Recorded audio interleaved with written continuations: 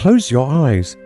Let the world around you soften, its edges blurring like a distant horizon. Imagine yourself lying beneath a vast, star-strewn sky, the air cool and sharp, carrying the faint scent of grass and smoke.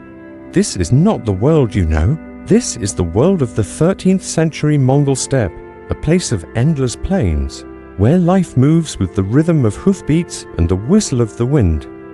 Tonight, we embark on a gentle journey into this world, not one of conquest or glory, but of survival, of quiet persistence under an unyielding sky. This is boring history for sleep, and our story is why you wouldn't last a day in a Mongol nomad camp and more. Over the next 2 hours, you'll sink into the daily grind of a nomad herder, walk the shadowed path of a young Temujin before he became Genghis Khan, drift through the eerie rituals of sky burials, and glimpse the silken luxury of a royal Mongol yurt. There's no rush, no urgency, just a steady, soothing stream of history to carry you toward rest. Let's begin by stepping into a felt yurt, your home on the steppe, where the air is thick with the warmth of animals and the crackle of a small fire. This is where your day begins and where survival is a quiet, constant struggle. Imagine yourself waking in darkness, the kind of darkness that presses against your eyes, unbroken by any glow of city lights. The air is cold, sharp enough to sting your cheeks, and the ground beneath you is hard, softened only by a thin layer of felt and hides. You're inside a yurt, a round tent of thick wool felt stretched over a lattice of willow wood. The walls curve upward to a smoke hole at the center, where a faint grey light is just beginning to seep through. Around you, the sounds of your family stir soft murmurs, the rustle of blankets, the low bleat of a goat tethered just outside. The air smells of smoke, wool, and the faint, sour tang of milk. This is your world, a nomad's life on the 13th century Mongol steppe, and already the day demands your attention. You rise, your breath visible in the chill, and pull on your deal. A long robe of wool tied with a sash. It's heavy, warm, but worn at the edges, patched from years of use. The fire in the center of the yurt is low, its embers glowing faintly, and you kneel to feed it strips of dried dung, carefully gathered yesterday from the grazing grounds. The flames flicker, casting shadows on the felt walls, and the smoke curls upward, stinging your eyes as it escapes through the roof. Outside, the wind hums, a constant companion on the steppe, sometimes gentle, sometimes fierce, but always there, shaping the grass, the animals, and the people who live here. Your family depends on the herd goats, sheep, horses, and a few yaks or camels if you're fortunate. They are your wealth, your food, your transport, your survival. Before the sun has fully risen, you step outside into the pre-dawn cold, your boots crunching on the frost-kissed grass. The horizon stretches endlessly in every direction, a sea of rolling hills under a sky that feels impossibly vast. The stars are fading, but the air is alive with sounds, the bleating of lambs, the snort of a horse, the distant bark of a dog guarding the camp. Your task is to milk the animals, a job that falls to everyone in the family, young and old. You move to the goats first, your hands stiff in the cold as you kneel beside a bleating doe. Her milk is warm, steaming in the chilly air, and you guide it into a leather bucket, the rhythm of your hands steady and practiced. The milk is thin, watery, but it's precious. Some will be drunk fresh, some boiled, some fermented into eerie, the sour, fizzy drink that sustains you through long days. As you work, the camp comes alive around you. Your mother tends the fire inside the yurt, boiling water for tea. Your younger siblings stumble out, rubbing sleep from their eyes, tasked with fetching water from a nearby stream. The water is cold, heavy in wooden buckets, and the path is uneven, worn by countless trips. Your father and older brother are already with the horses, checking their hooves, tightening their hobbles. Horses are sacred on the steppe, not just transport, but companions, status, life itself. You learned to ride before you could walk properly, your small body bouncing on a mare's back, guided by your father's calloused hands. But riding is not without risk. A fall can mean a broken arm, a twisted ankle, injuries that are bound with strips of cloth and left to heal on their own. There are no physicians here, no medicines beyond herbs and chants. pain is a fact of life endured quietly, like the wind or the cold. The sun rises now, a pale disk climbing above the horizon, casting long shadows across the camp. The light reveals the steppe in all its stark beauty, grass rippling like water, dotted with grazing animals, the distant humps of hills fading into mist. But beauty does not mean ease. The steppe is unforgiving, its seasons brutal. Winter brings blizzards that can bury a deer in snow, freezing animals where they stand. Summer brings heat and drought, drying streams and wilting grass. Spring and autumn are times of movement, when the camp must pack up and follow the herd to fresh pastures. Twice a season, sometimes more, you dismantle the deer's felt walls, its wooden lattice, its heavy beams, and load everything onto carts pulled by oxen. The carts creak under the weight, their wooden wheels grinding over rocky ground. The herd follows, a bleating, snorting mass driven by dogs and children wielding sticks. The journey can take days, through dust or mud, across rivers swollen with rain. When you reach the new site, the deer is rebuilt, the animals settled, and life resumes its rhythm. The constant struggle, the endless cycle of movement, is the heartbeat of the steppe. Food is another constant. Breakfast is simple. Boiled mutton, perhaps some broth, thickened with millet if the harvest was good. The mutton is tough, chewy, its fat congealing in the cold. You eat slowly, your teeth working against the meat, your hands greasy. Mutton is the staple, boiled again and again, its flavor unchanging. Sometimes there's cheese, hard and salty, or yogurt, thick and sour. If the hunt was successful, there might be marmot or deer roasted over the fire, its smoky scent filling the jar. That variety is rare.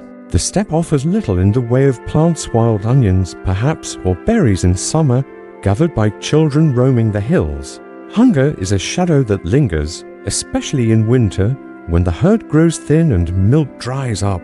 You learn to savor every bite, to waste nothing. Bones are cracked for marrow, hides tanned for clothing, sinews twisted into thread. The rhythm of survival is relentless, each task feeding into the next. As the morning wears on, you turn to another task, gathering dung for fuel. The steppe has no trees, no wood to burn, so dung is your fire's lifeblood. You walk among the grazing animals, a basket in hand, collecting patties dried by the sun. The work is tedious, the smell sharp, but you move methodically, your eyes scanning the ground. The basket fills slowly and your back aches from bending. But the task is vital. Without fuel, there is no warmth, no cooked food, no boiled water. You carry the basket back to the deer, stacking the dung neatly beside the entrance. The wind picks up now, tugging at your deal, carrying dust that settles in your hair, your teeth, your eyes. Dust is another constant, coating everything, a gritty reminder of the steppe's harsh embrace. The afternoon brings more work. The herd must be moved to fresh grass, a task that falls to you and your siblings. You mount a horse, its saddle a simple pad of felt, and guide the animals across the plain. The horse moves beneath you, its gait steady, its breath warm against your hands. You've ridden since childhood, but the steppe is full of dangers. A hidden burrow can snap a horse's leg. A sudden storm can scatter the herd. Wolves prowl at night, their howls echoing across the hills, drawn by the scent of lambs. You carry a bow, its string taut, but arrows are precious, used only when necessary. The dogs are your allies, their barks sharp and urgent, driving off predators. The herd is your family's life, and protecting it is a duty that weighs heavy, even on young shoulders. As evening falls, the camp settles. The animals are tethered, the fire fed, the deer warm with the press of bodies. Dinner is mutton again, perhaps with Eric, its sour bite lingering on your tongue. The family gathers around the fire, faces lit by flickering light. Stories are told, tales of ancestors, of battles, of spirits that haunt the hills. The shaman's drum echoes in the distance, a low, steady beat, calling to the sky, the earth, the unseen. You listen, your body heavy with fatigue, your mind drifting. The wind hums outside, the animals shift, the fire crackles. This is the rhythm of your life, a cycle of labor and rest, of survival and stories, under a sky that never changes. But survival is not guaranteed. Disease stalks the camp, carried by animals or water. A fever can claim a child in days. A cough linger until it steals breath. Injuries fester untreated, turning small cuts into deadly wounds. The steppe offers no mercy, no second chances. A lost herd, a broken cart, a harsh winter, these can mean starvation, exile, death. The Mongols are resilient, their lives shaped by the land. But resilience is not invincibility. Lives are cut short, families torn apart, their names carried only in stories. Yet life goes on, the camp moves, the herd grazes, the fire burns. The constant struggle, the endless rhythm is both burden and comfort. Imagine yourself now, lying on your felt mat, that your dark save for the fire's glow. The wind sings outside, a lullaby of the steppe. Your body aches, your hands rough, your stomach never quite full. But you are alive, part of a world that demands everything and gives little in return. The steppe is not kind, but it is home. As you drift towards sleep, the sounds of the camp fade, the bleat of goats, the murmur of voices, the crackle of the fire. The sky above is vast, eternal, watching over a people who endure, day by day, in its shadow. This is the life of a Mongol nomad, a life of quiet endurance where every task, every moment, is a step toward survival. As we leave the camp behind, we turn to another story, one of a boy named Temujin, whose life on the steppe would forge a legend that shook the world. But that story waits for another moment. For now, let the rhythm of the steppe carry you, its steady pulse a gentle guide toward rest. As the fire indigo fades to embers, its soft glow casting long shadows across the felt walls, you can almost feel the weight of the steppe's endless rhythm settling into your bones. The life of a nomad is one of repetition, of survival carved from the harsh plains, where every day mirrors the last milking, herding, moving, enduring. The steppe shapes its people, hardening them like the wind shapes the grass, bending but not breaking. Yet, from this unyielding world, a single spark would rise, a boy shaped by the same dust and struggle, whose name would echo far beyond the horizon. Imagine yourself now stepping away from the camp's familiar routines, into the shadows of a story that begins not with glory, but with survival. This is the tale of Temujin, a child of the steppe, whose life would bend the course of history. Let the wind carry you gently into his world, where survival was not just a task, but a fire that forged a legend.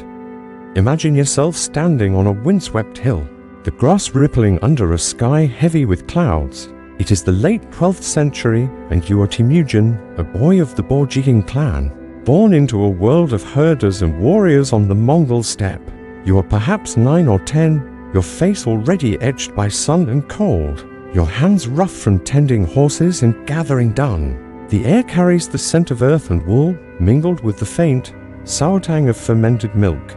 The horizon stretches endlessly, a vast, unyielding plain, but your world is small, confined to a tattered yurt and a dwindling herd. The bleat of goats and the snort of horses are familiar, but they are no longer yours. Your family, once proud, is now broken, cast out by your own tribe, left to wander the steppe alone. Your father, Yesuge, was a chieftain, a man of respect among the Borjigin. His name carried weight, his alliances woven through marriages and oaths.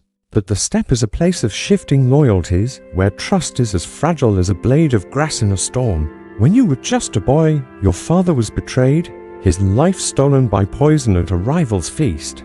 The details are murky, lost to the whispers of the wind, but the consequences are clear. His death left your family, your mother hollen, your brothers, your sister vulnerable.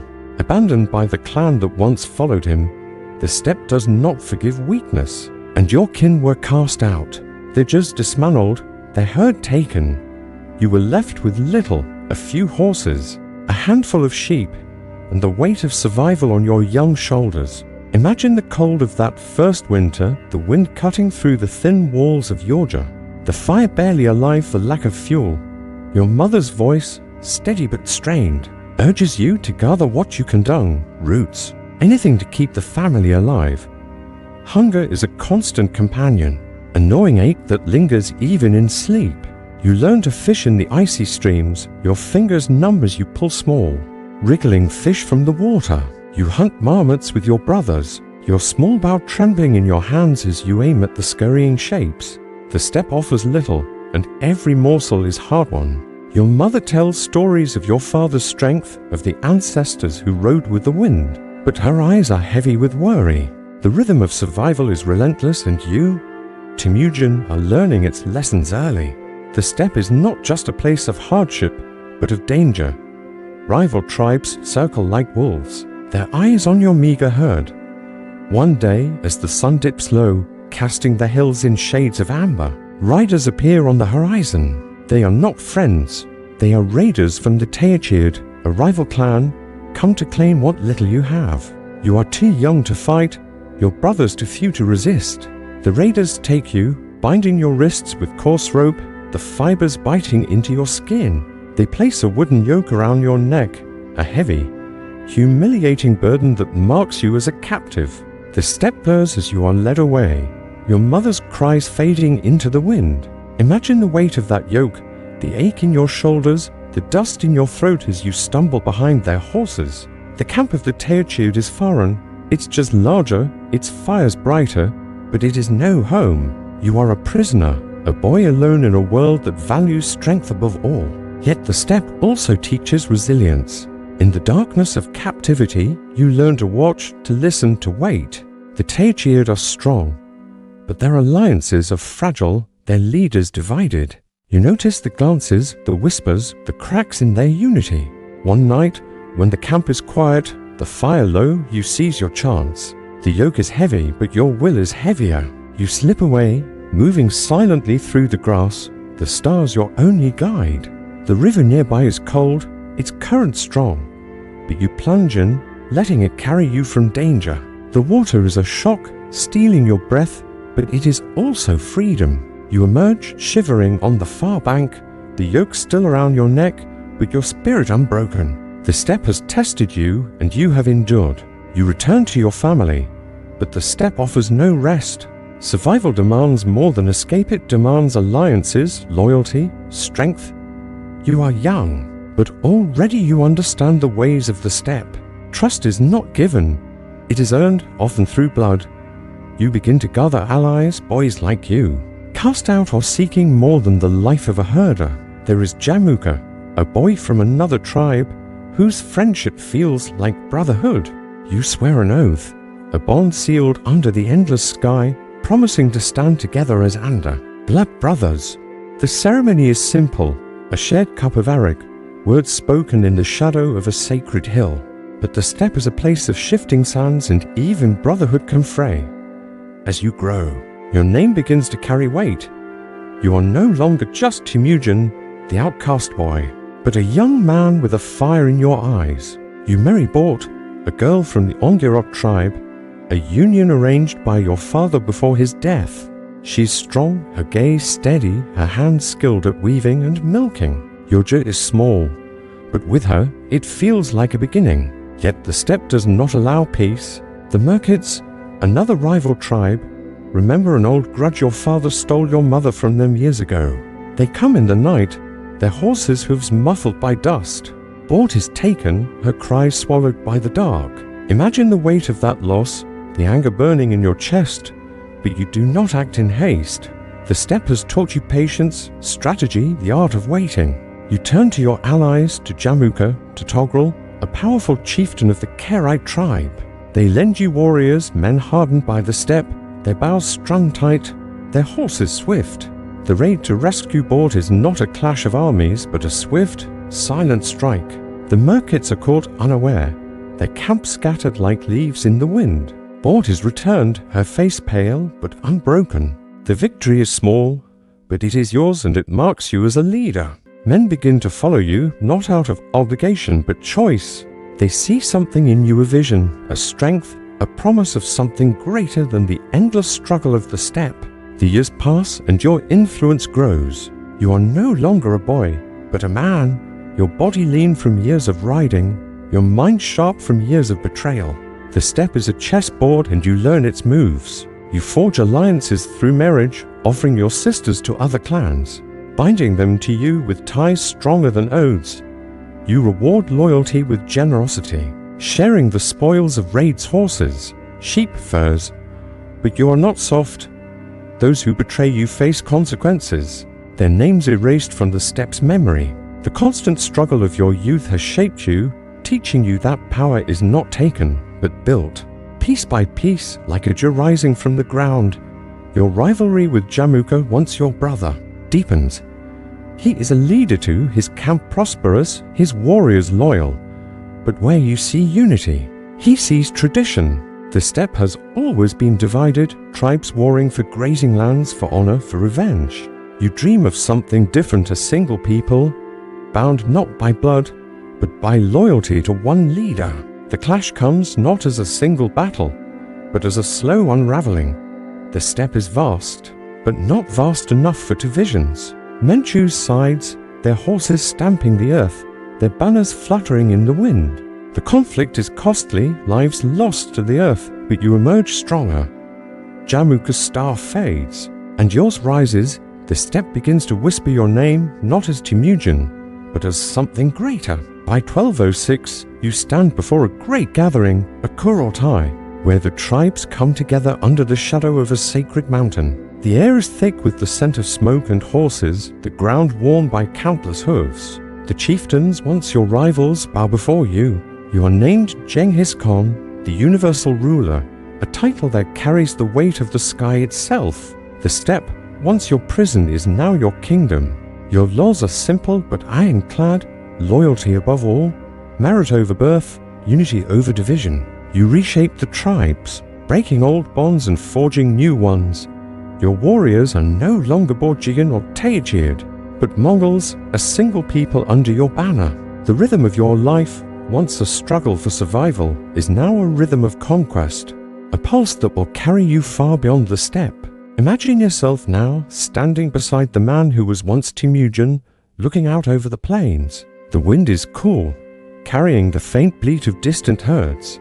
The sky is vast, eternal, watching over a world about to change. The boy who starved, who wore a yoke, who lost and fought and endured is gone. In his place stands a leader, his eyes fixed on the horizon, his mind on the future. The steppe has forged him, and he will forge an empire. But that story of conquest and glory is for another time. For now, let the rhythm of his rise, steady and unhurried, carry you toward rest. This is the story of Temujin's transformation, a journey from outcast to Khan, shaped by the unrelenting steppe. As we leave his shadow, we turn to another facet of this world, one of mystery and ritual, where the Mongols honored their dead and sought the whispers of the spirits. The wind still sings, guiding us gently into the next chapter. As the echo of Temujin's rise fades into the vastness of the steppe, you can almost hear the wind carrying his name across the plains, a whisper of a world reshaped. The fire of his ambition, kindled in the harsh crucible of survival, has left its mark on the earth, uniting tribes under a single banner. Yet, beneath this tale of conquest lies another layer of the Mongol world, one less visible but no less profound. It is a world of spirits and silence, of rituals that bind the living to the unseen, and of mysteries that linger under the eternal sky. Imagine yourself now stepping away from the clamor of warriors and the weight of leadership into a quieter realm. The grass sways gently, the air hums with unseen voices, and the steppe invites you to explore its sacred secrets. Let us drift into the ethereal, where the Mongols honored their dead and sought the whispers of the spirit world. Picture yourself standing on a high ridge, the steppe unfolding below like a vast, rippling tapestry of grass and shadow. It is twilight, the hour when the sky softens to a deep indigo, and the first stars begin to pierce the heavens. The air is cool, carrying the scent of earth and wild herbs, stirred by a gentle breeze that hums across the hills. Before you lies a sacred place, unmarked by stone or monument, yet heavy with meaning. This is where the Mongols come to honor their dead, not with tombs or pyres, but with the sky itself. The steppe is alive with spirits, they believe ancestors, gods, the eternal blue heaven, Tengri, who watches over all. Here in this quiet windswept place you are about to witness a ritual as old as the plains, the sky burial, a practice that binds the Mongols to their land and their beliefs in a cycle.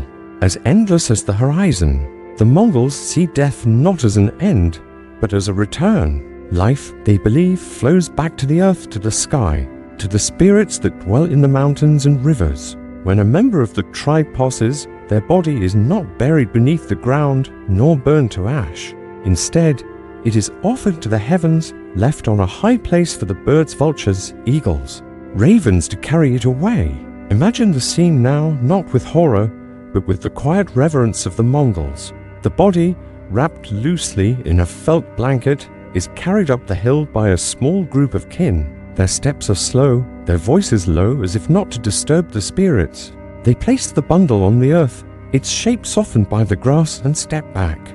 Their faces turned toward the sky. The wind picks up, a soft moan that seems to sing a wordless prayer. No one lingers. The ritual is brief, the offering made, and the family returns to their yurt, leaving the sky and its creatures to complete the cycle. The choice of sky burial is rooted in the steppe's realities. The ground is often frozen, too hard for graves, and wood is scarce for fires.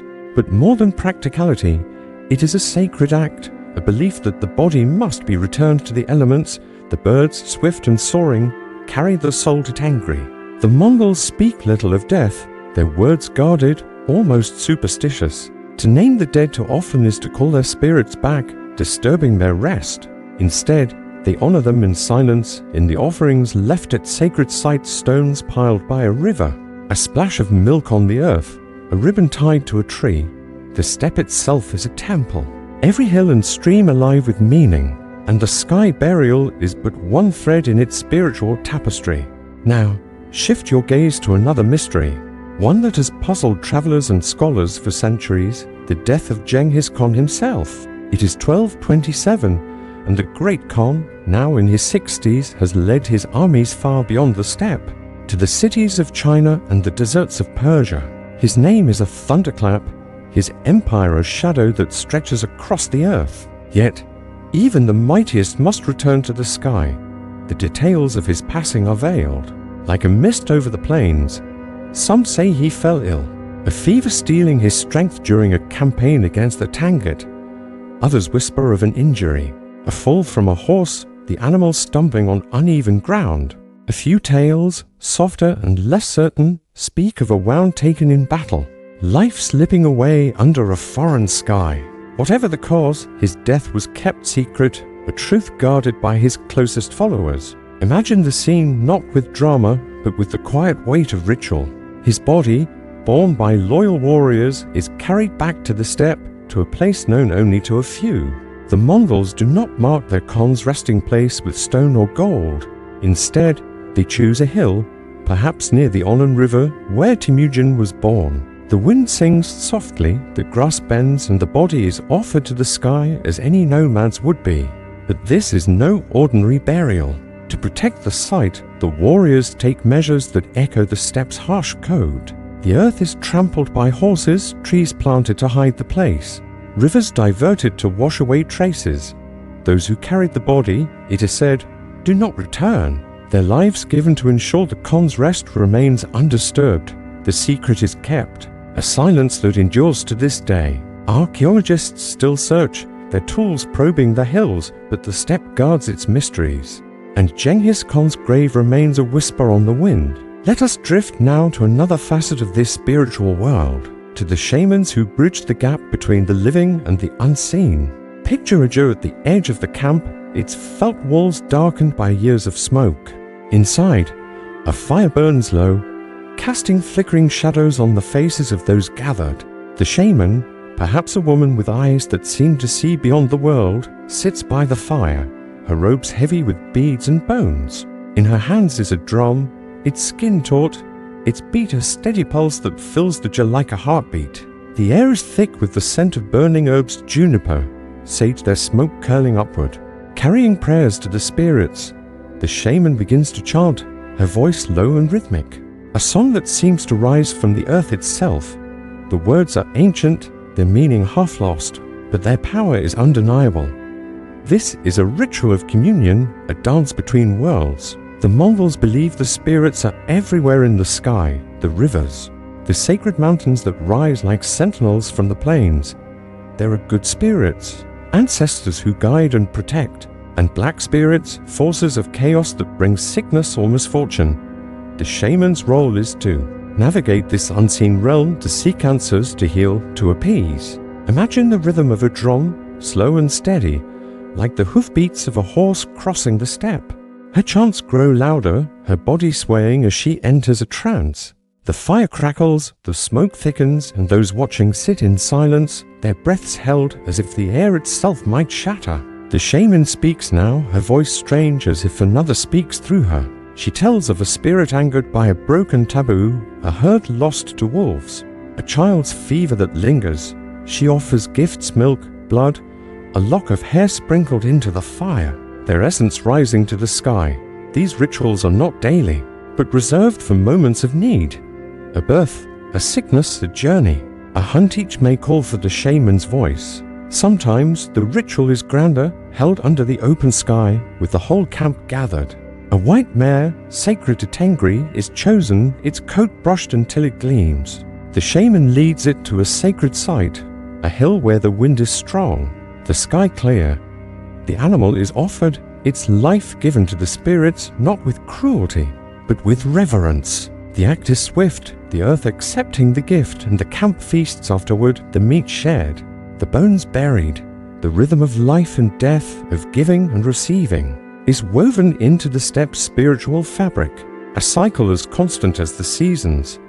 The Mongols' beliefs are not rigid, but fluid, shaped by the land itself. Sacred mountains, like Birkenholden, are places of pilgrimage, where warriors climb to offer prayers before battle. Rivers are honored with splashes of milk, their waters seen as lifeblood. The sky, vast and blue, is Tengri's domain, its storms a sign of his will. Superstitions guide daily life. Never step on a threshold, never pour water into a fire, never speak of the dead too loudly. These rules are not written but felt, passed down through stories told by the fire, their origins lost in the mists of time. The steppe is a place of mystery where every stone, every gust of wind, might carry a message from the unseen. Imagine yourself now sitting by the shaman's fire, the drums beat fading into the night. The air is warm, heavy with smoke, and your eyelids grow heavy. Outside, the wind hums a lullaby of the steppe, carrying the whispers of spirits and ancestors. The sky above is vast, dotted with stars, a canvas of eternal watchfulness. The Mongols live in its shadow, their rituals a quiet dance with the unseen, their mysteries a thread in the tapestry of their world. As you drift toward sleep, the steppe's secrets linger, soft and unhurried, guiding you deeper into rest. This is the world of the Mongol steppe's spiritual heart, a place of sky burials, shamanic chants and unanswered questions. As we leave this ethereal realm, we turn to a different facet of Mongol life, one of silken tents and quiet power, where the elite of the empire dwell in luxury far removed from the dust of the plains. The wind still sings, carrying us gently into the next chapter. As the shaman's drum fades into the night, its steady pulse blending with the hum of the steppe's endless wind, you feel the weight of the Mongol spiritual world linger like a soft mist over the plains. The sky burials, the sacred chants, the unseen spirits, they weave a tapestry of mystery that binds the nomads to their land and their gods. Yet, not all who dwell on the steppe live by the rhythm of herds and hardship.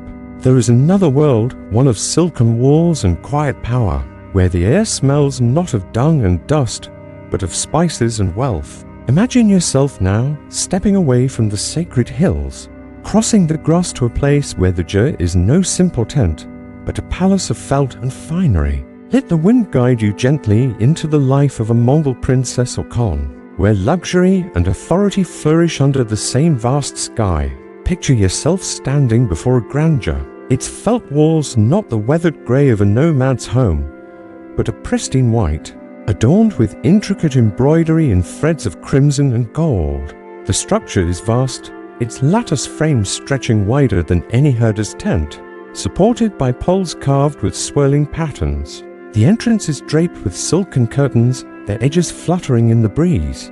and the air carries a faint perfume of sandalwood and rosewater, a scent that speaks of distant lands. It is the 13th century, and you are in the heart of the Mongol Empire, at the camp of a Khan or princess, perhaps near Karakorum, the empire's burgeoning capital. The steppe around you is alive with movement horses stamping servants, hurrying the low hum of voices, but here in the shadow of the royal jur, there is a stillness, a quiet power that sets this world apart from the nomad struggle.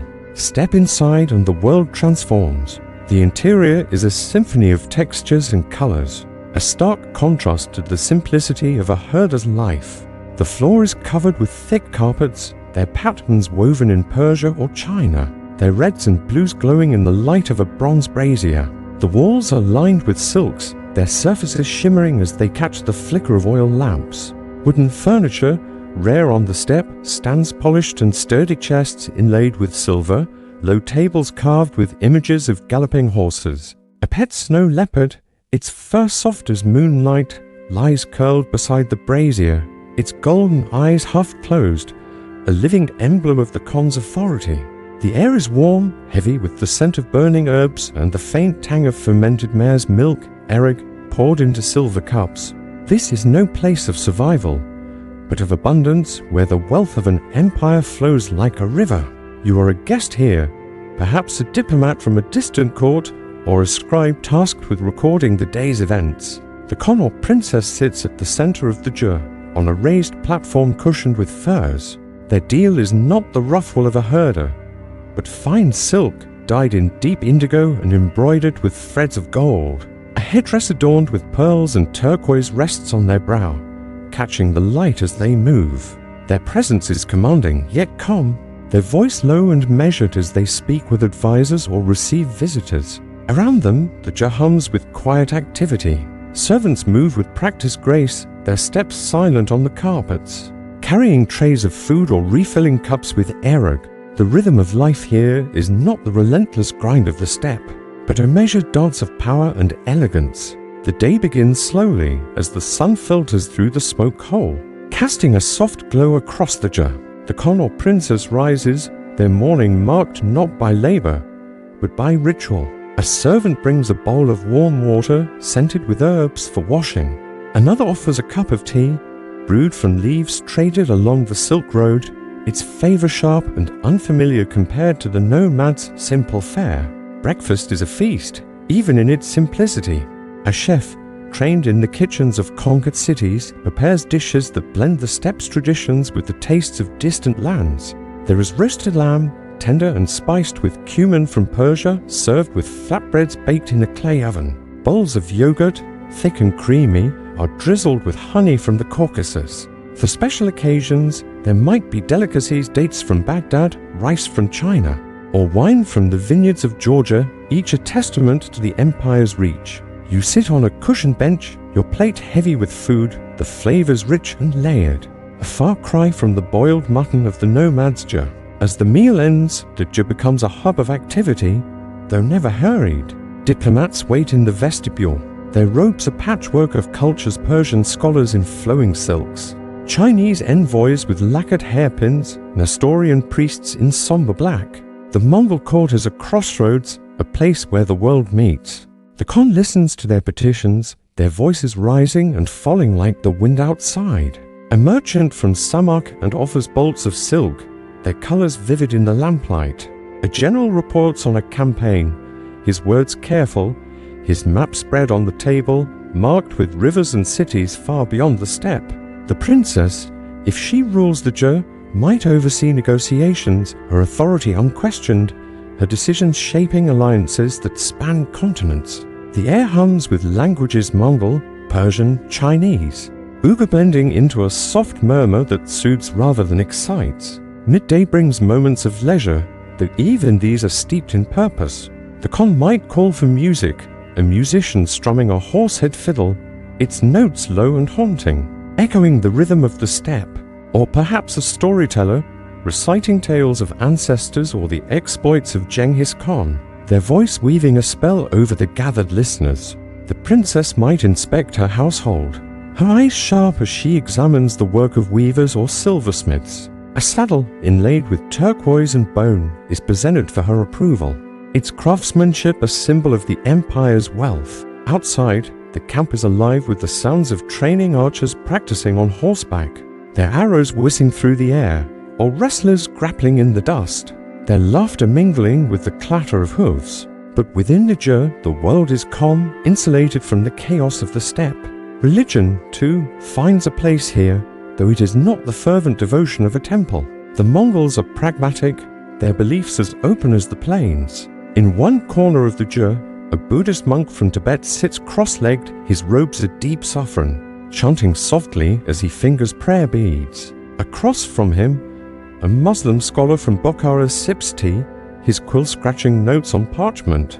A Nestorian Christian, his cross gleaming at his chest, debates theology with a shaman, their voices rising and falling in a gentle cadence. The Khan or princess listens, their face unreadable, weighing each perspective. The steppe spirits are not forgotten. A small altar by the fire holds offerings of milk and herbs, a nod to Tengri and the ancestors. The yurt is a microcosm of the empire, a place where faiths coexist, their differences softened by the shared warmth of the brazier. As evening falls, the yurt glows with light, its lamps casting a golden haze. Dinner is served, a grander affair than breakfast. The chef presents a whole roasted goat, its meat tender, surrounded by bowls of fermented mare's milk and dried fruits. Guests, nobles, allies, foreign envoys sit on cushions, their plates heavy with food. The conversation is soft, punctuated by laughter, as stories of distant lands mingle with the clink of silver cups. The snow leopard stirs, stretching lazily, its presence a quiet reminder of the Khan's power.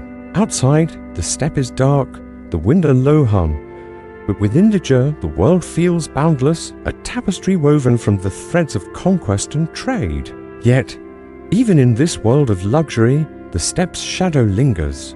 The yurt, for all its finery, is still a tent meant to be moved. The empire's wealth rests on the herds, the horses, the warriors who ride under the Khan's banner. The princess or Khan knows this, their authority rooted in the same harsh land that shapes the nomad's life.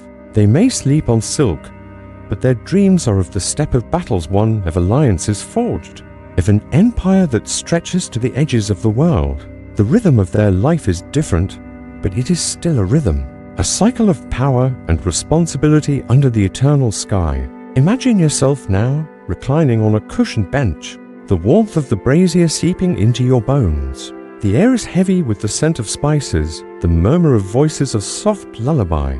The silken walls sway gently in the wind, a reminder of the steppe outside, vast and unyielding. This is the world of the Mongol elite, a place of quiet splendor, where power is wielded with a steady hand and luxury is a fleeting gift.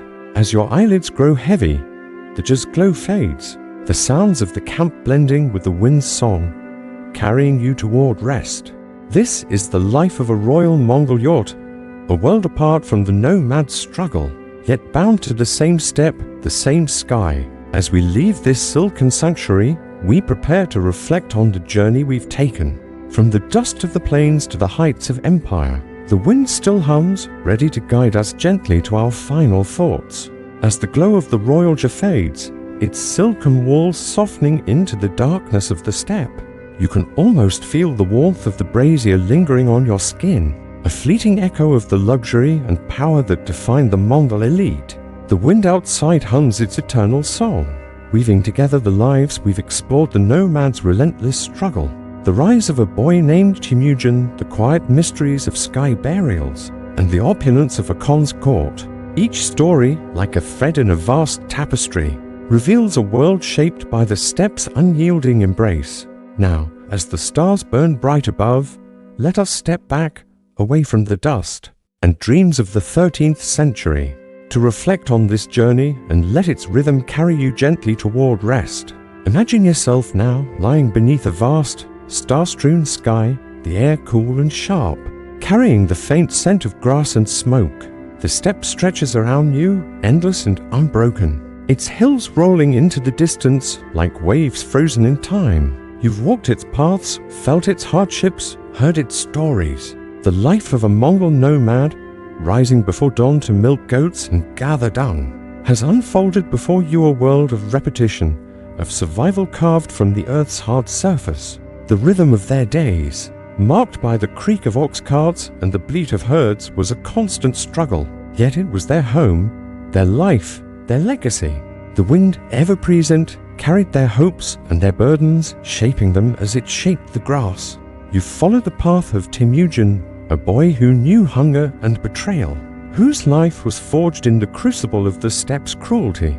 His story, one of resilience and ambition, began not with conquest, but with survival, a single spark that grew to light an empire. From the yoke of captivity to the title of Genghis Khan, his journey was a testament to the steppe's power to shape not just lives, but history itself.